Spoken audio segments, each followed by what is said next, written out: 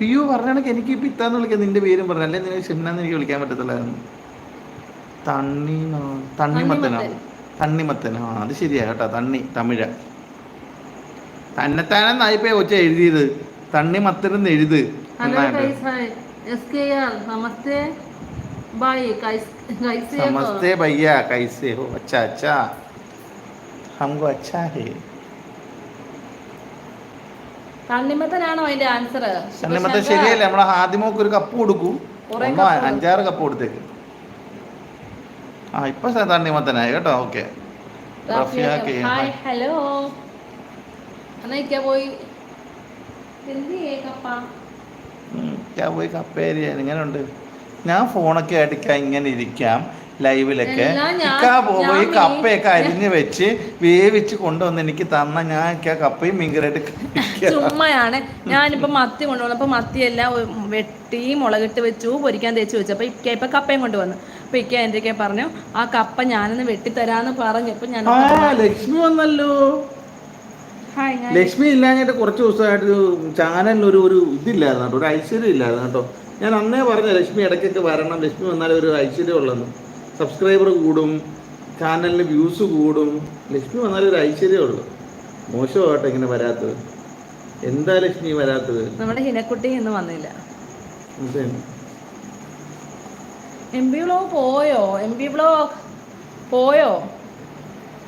Phone complaint ആയിരുന്നു, റെഡിയാക്കിയോ? ലക്ഷ്മിക്കുട്ടി നമ്മുടെ റഫീഖ ഇല്ലേ, നമ്മുടെ KSRTC ഓടിക്കുന്ന കെന്ന് തന്നെ വിളിച്ചായിരുന്നു, പറഞ്ഞു മക്കളെ നിങ്ങളുടെ ലൈവിൽ ഇന്ന് കയറാൻ പറ്റാത്ത സങ്കടമുണ്ട്, ഞാൻ ഇന്ന് വണ്ടി ഡ്യൂട്ടി എടുക്കുവാണ്, അതുകൊണ്ട് ഇന്ന് ഞാൻ വരത്തില്ല കേട്ടോ എന്ന് നേരിട്ട് വിളിച്ചു പറഞ്ഞു. കുഞ്ഞിപ്പ ഞാൻ പാത്രം കഴുകാറുണ്ട്, പിന്നെ എനിക്ക് പാത്രം ഒന്നും കഴുകി തരത്തില്ല.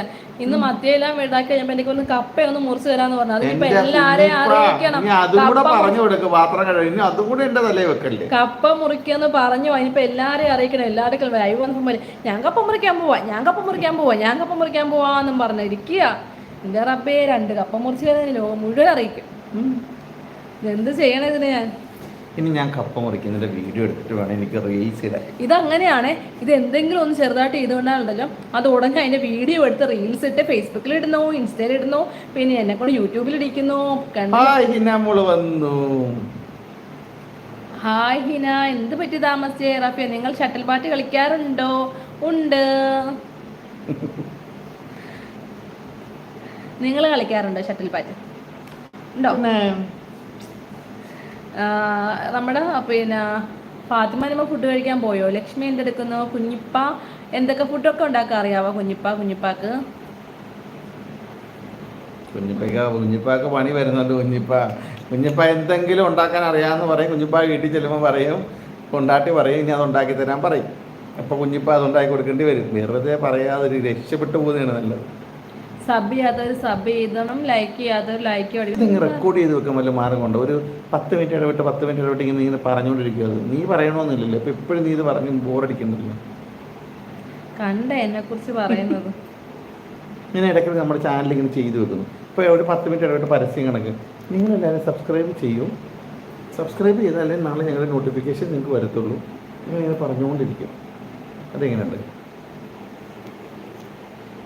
എല്ലാവരും ബിസിയാണെന്ന് തോന്നുന്നു, എല്ലാവരും കഴിക്കാൻ പോയെന്ന് തോന്നുന്നു. നമുക്കും കഴിക്കാൻ പോയല്ലോ. 3 സ്റ്റാർ. ഹലോ, ഞാനൊരു പുതിയ പണി ലൈവിലൊന്ന് കയറിക്കോട്ടെ?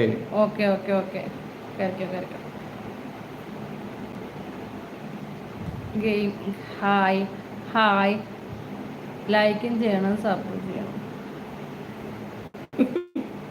എന്നെ നോക്കുന്നത് എന്തിനാ? ഞാനൊന്നും പറഞ്ഞില്ലേ. ഞാൻ കഴിച്ചില്ല. എന്റെ മാപ്പി എഗ്ഗ് പൊരിച്ചും ബുൾസയും തൂക്കും തുടക്കുകയും മേക്ക് ദ ബെഡ് ചെയ്യും. അയ്യോ, നിങ്ങളുടെ വാപ്പി ഭയങ്കരാന്ന് എനിക്ക് അറിയാം. നിങ്ങളുടെ വാപ്പി പുലിയാണെന്ന് എനിക്ക് അറിയാം. എപ്പോഴും പുക അടിക്കുന്ന ഇംഗ്ലീഷുള്ള അക്ഷരം. എപ്പോഴും പുക അടിക്കുന്ന സ്മോക്ക്.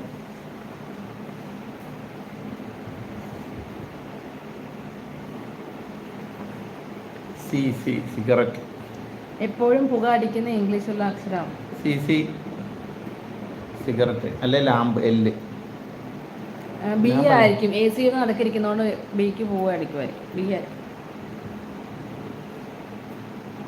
ഇംഗ്ലീഷിലുള്ള അക്ഷരമാണ് ചോദിച്ചത്. എപ്പോഴും പുക അടിക്കുന്ന ഇംഗ്ലീഷിലുള്ള അക്ഷരം.